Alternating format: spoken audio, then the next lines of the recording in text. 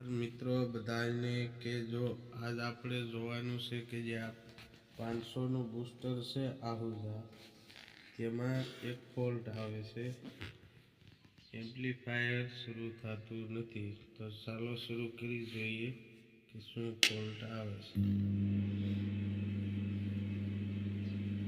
જો એવી રીતે ફોલ્ટની લાઇટ બતાવી દે છે. ફોલ્ટનું ઇન્ડિકેટર ચાલુ થાય એટલે તમારું એમ્પ્લીફાયર શરૂ થતું નથી, કોઈ આઉટપુટ ઇનપુટ કાંઈ કામ કરતું નથી. બરાબર, તો સૌ પ્રથમ તો પહેલાં આપણે એને ખોલી લઈશું. ઉપરથી જે આ સ્ક્રૂ છે એ બધા ખોલી લેવા. ચાલો મિત્રો, સ્ક્રૂ બધા ખુલી જશે. હવે આપણે આ ઉપરનું ઢાંકણું ખેંચી લેવાનું એવી રીતે.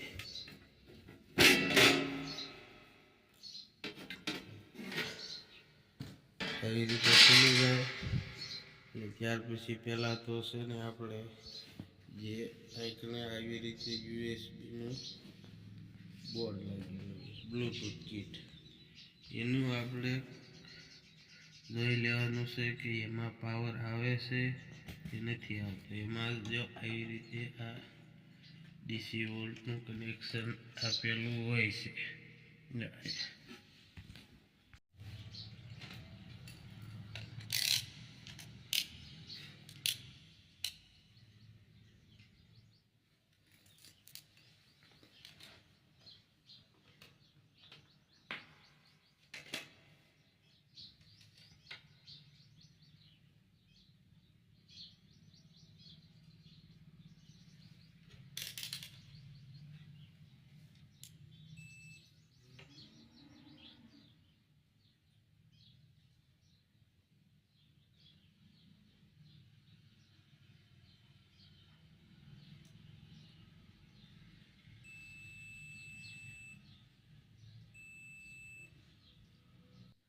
મીટર મારીને આપણે મોસ્ફેટ તો ચેક કરી લીધા છે, પણ એમાં કોઈ પ્રોબ્લેમ છે નહીં. હવે આપણે મેન જે પાવર સપ્લાય, જે આ ફ્યુઝના છેડા જે આવતા હોય તે આપણે ચેક કરવાનું છે. સૌ પ્રથમ તો પહેલાં પાછળથી ફ્યુઝ આપણે ખોલી લઈએ. ફ્યુઝને આવી રીતે ખોલી બે ફ્યુઝ આવે, બે ફ્યુઝને ચેક કરી લેવાના. હવે તમે આમાં જોઈ શકો છો કે ફ્યુઝ અહીંથી ઉડી ગયા છે. જો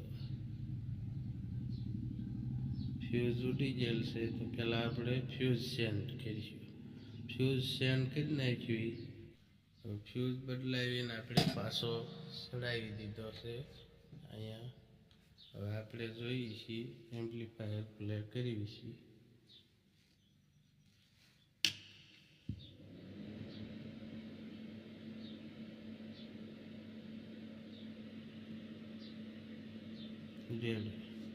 આપણું એમ્પ્લીફાયર ઓકે કમ્પ્લીટ ચાલુ થઈ ગયું છે.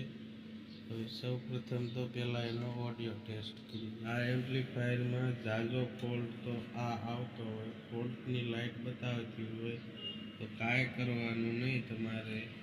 સૌ પ્રથમ તો પહેલાં તમારે છે ને જે આ પાછળના બે ફ્યુઝ આવે, આવી રીતના ફ્યુઝ આવે, એ ચેક કરી લેવાના.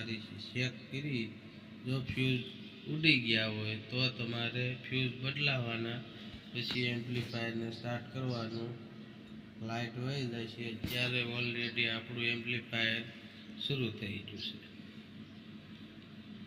તમે જોઈ શકો છો ઓડિયો.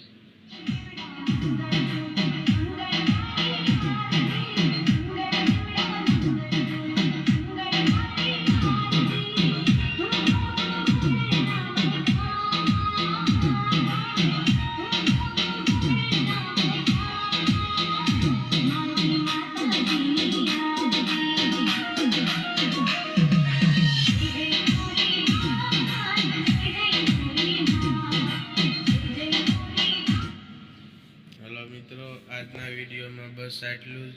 જો તમને આ વિડીયો ગમ્યો હોય તો લાઈક કરજો, શેર કરજો ને સબસ્ક્રાઈબ કરજો. જય હિન્દ, જય ભારત.